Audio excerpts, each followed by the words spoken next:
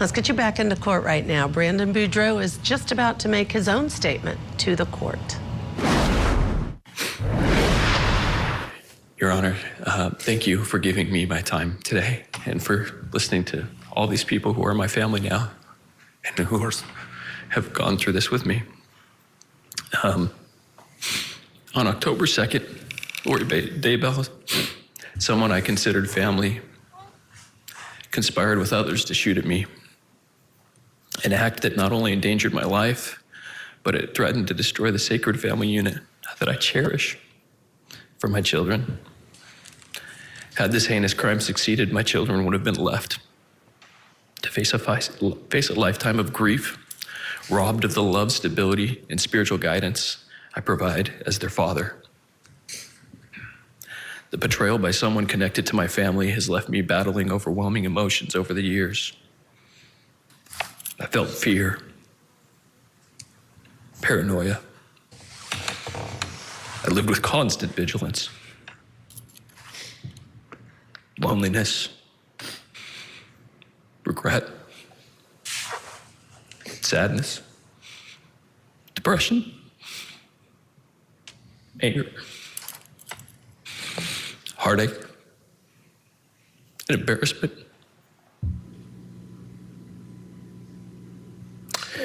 All while striving to remain a beacon for my children I didn't want them to see.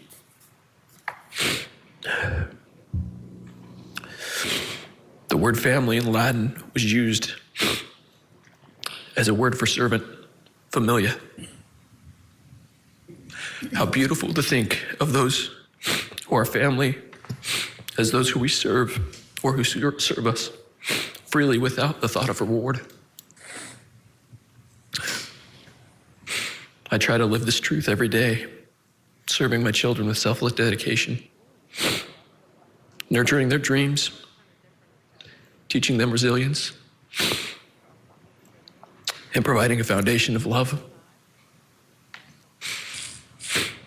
Lori Daybell's actions sought to tear me from the sacred role, leaving my children without the father who serves them with unwavering devotion. Trust is something that is intangible.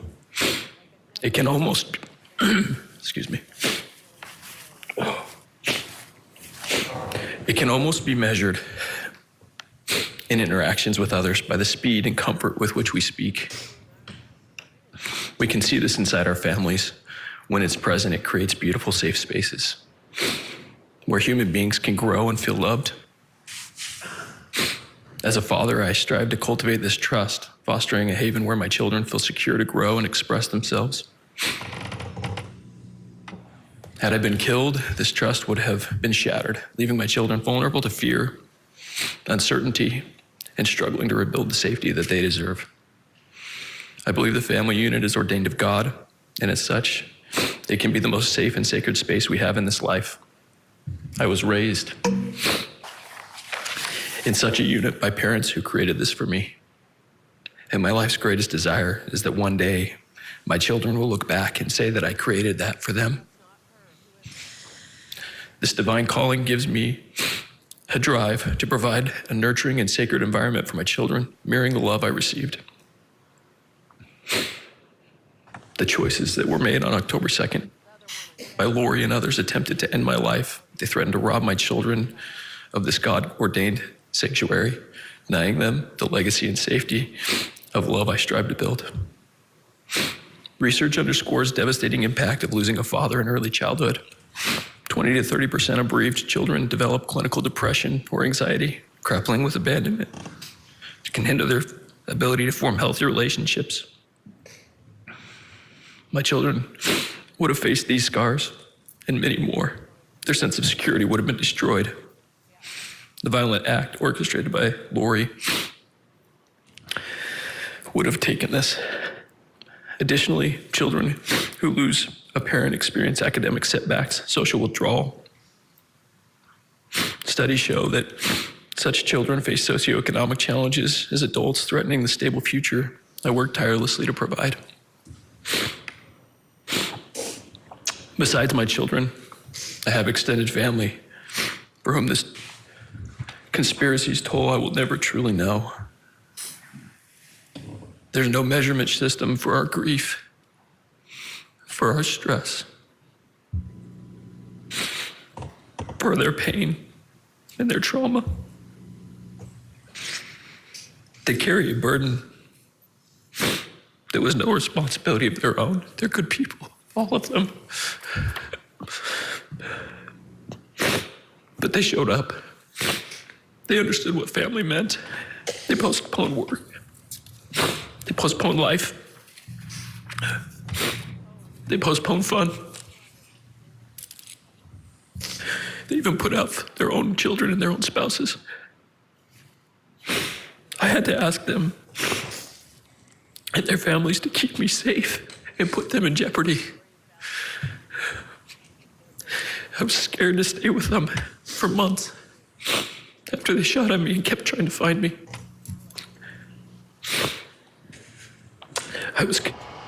Brandon Boudreaux, I just want to sit and cry as I listen to him, teary, weepy, his voice shaking, and the betrayal. He thought of Lori Daybell as his own family. Stay tuned. We're going to take a break. Of course, when we come back, we'll get you back in to hear more of what Brandon Boudreaux has to tell the court.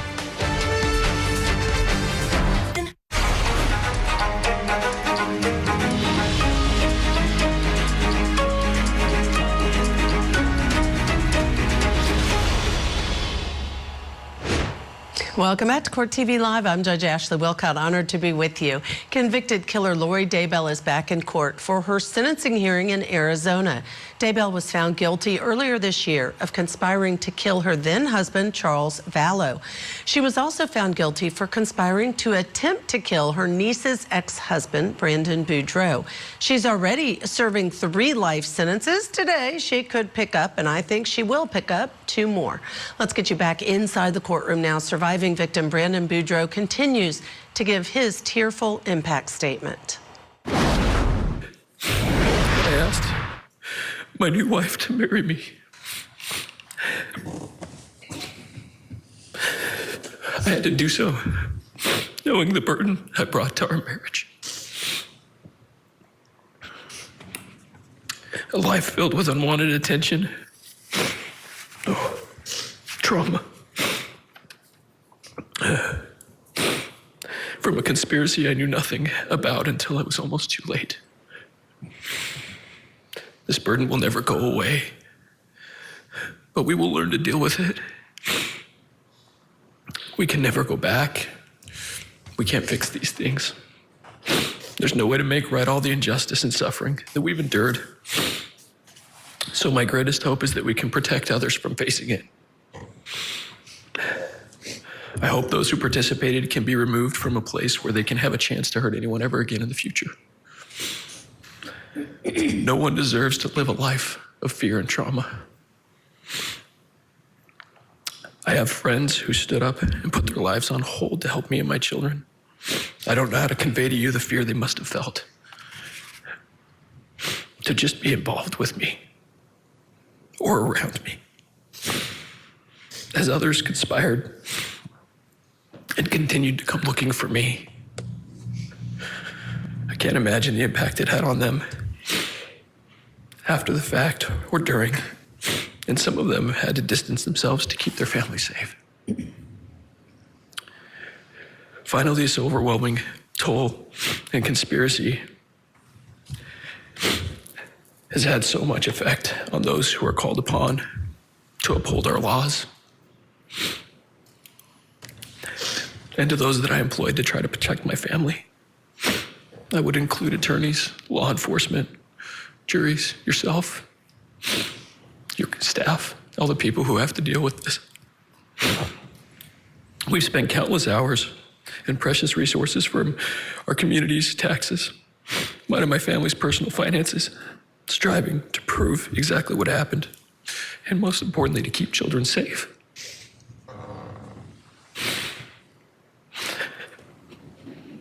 All of this could have gone to more productive and beneficial things to help others, but it had to be diverted because of selfishness and self-centered conspirations.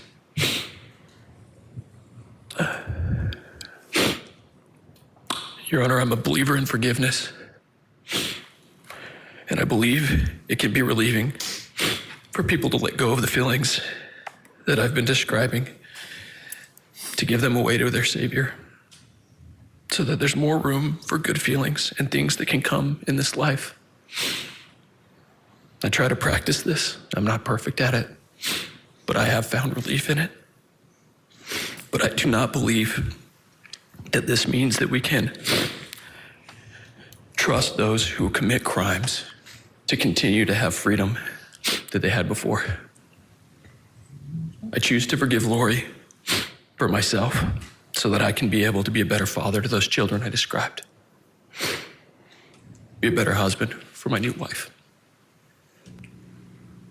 A better son and brother to these wonderful people who came. And a better neighbor and friend to those people who were there for me when I needed it most. But I have never seen any remorse or acknowledgement from Lori or any of her conspirators. Only denial, shaming, and accusation. I would never feel safe if she has freedom. I will always fear her for what she would try to do, again, to hurt my family. The trauma of this attack has already shaken my children's sense of safety. It's forced me to fight through pain, and it's forced me to work to restore trust for them in this life that we live. Lori's conspiracy was an assault on the essence of familia or selfless love. It's an assault on trust, and it's an assault on the divine sanctity of what a family is and what I grew up in. I would urge you to recognize this harm, this act that was intended to inflict pain upon myself, my family, my children, who deserve to grow up in a sacred, safe space. And I would ask you to protect us. As I let go of those angry feelings and all of those things, I would ask you to protect us, keep us safe, keep these people who deserve it safe. And I just ask that and thank you. Thank you.